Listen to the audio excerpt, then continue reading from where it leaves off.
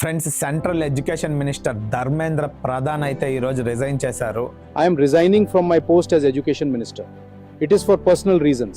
I thank everyone for the opportunity.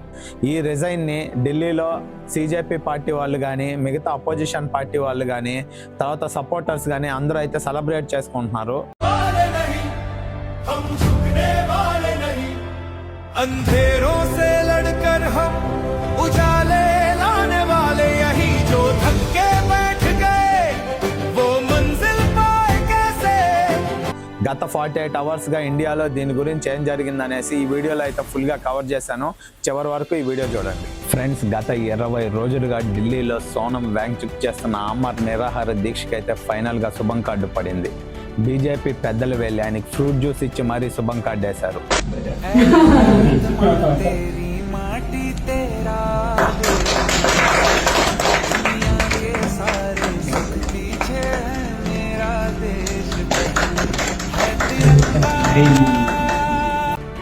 అలాగే మన నరేంద్ర మోడీ గారు కూడా ఈ ఇష్యూ పైన సోషల్ మీడియా ప్లాట్ఫామ్స్ ద్వారా రియాక్ట్ అయ్యారు.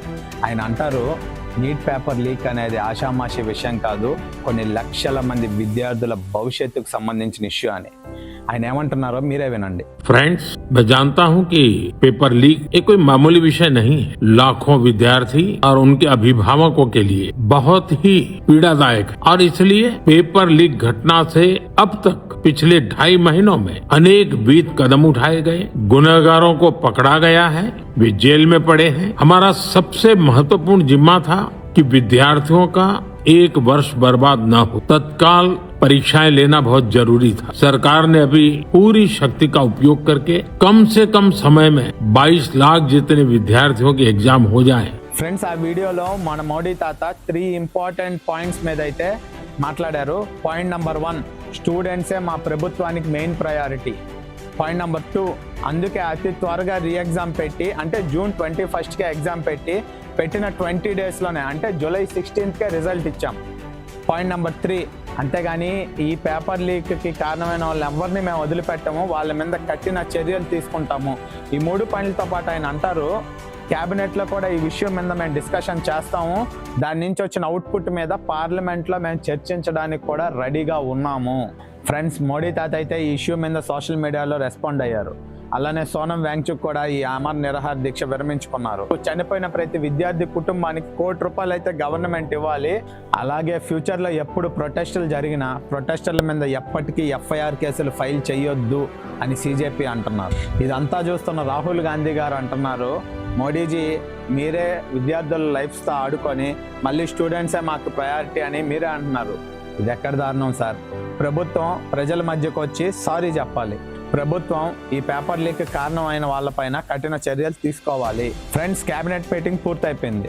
దాని నుంచి మనకు సోర్సెస్ ద్వారా వచ్చిన ఇన్ఫర్మేషన్ ఏంటంటే, నెంబర్ 1, గవర్నమెంట్ అయితే ఫాస్ట్ ట్రాక్ కోర్ట్స్ పెట్టి 3 monthsలోనే నిందితులు ఎవరో ఎగ్జాక్ట్గా పట్టుకుంటాం.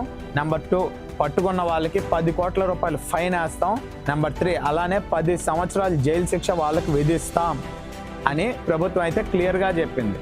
దీని మీద ఈరోజే మన పార్లమెంట్లో సంపూర్ణ చర్చ జరుగుతుంది. ఇదిలా ఉంటే సిజేపీ వాళ్ళు అయితే జేపీ నడ్డా గారిని వాళ్ళ ఇంట్లో అయితే కలిశారు. కలిసిన తర్వాత వాళ్ళు అంటారు, ఎస్, గవర్నమెంట్ అయితే మా డిమాండ్స్ని ఒప్పుకుంది, కానీ ఏది రిటర్న్గా, అంటే లిఖితపూర్వకంగా మేము అష్యూరెన్స్ ఇవ్వలేము అని గవర్నమెంట్ చెప్పిందని సిజేపీ వాళ్ళు అంటున్నారు. సెంట్రల్ గవర్నమెంట్ అంటున్నారు, మేము పూర్తిగా చర్చించడానికి సిద్ధంగా ఉన్నాం. కానీ కాక్రోచ్ జనతా పార్టీ వాళ్ళు ఏమంటున్నారు, మేము ఎక్కడికి రాము, ఏదన్నా ఉంటే పబ్లిక్ ప్లేసెస్కి రండి చర్చించుకుందాం అంటున్నారు.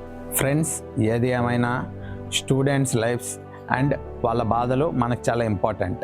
ఇది పక్కన పెడితే ఈ ప్రొటెస్ట్లోకి కొంతమంది అల్లరి మొక్కలు దూరి ఈ ప్రొటెస్ట్ని చిలికి గాలివాన్ చేయాలని ఎలా ప్రయత్నం చేశారు, అలాగే ఇండియాలో శాంతిని ఏ విధంగా చెడగొట్టాలని ట్రై చేశారో మీకు కావాలంటే దాని గురించి ఒక ఫుల్ వీడియో అయితే చేస్తాను.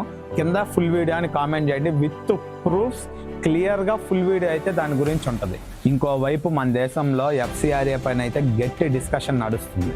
ఎఫ్సిఆర్ఏ అంటే ఫారిన్ కాంట్రిబ్యూషన్ రెగ్యులేషన్ యాక్ట్. మన దేశంలో ఉన్న కొన్ని సంస్థలకి ఫారిన్ కంట్రీస్ నుంచి ఫండ్స్ వస్తాయి. ఈ ఫండ్స్ని కొన్ని సంస్థలు యాంటీ నేషనల్ యాక్టివిటీస్కి వాడుతున్నారేమోనని సెంట్రల్ గవర్నమెంట్ వాటన్నిటికీ లెక్కలు చూపిమంటుంది. దీనిపైన మీకు ఫుల్ వీడియో కావాలంటే ఎఫ్సిఆర్ఏ అని కామెంట్ చేయండి. వీడియో అయితే పిక్చర్ క్లియర్గా క్లారిటీగా ఉంటుంది.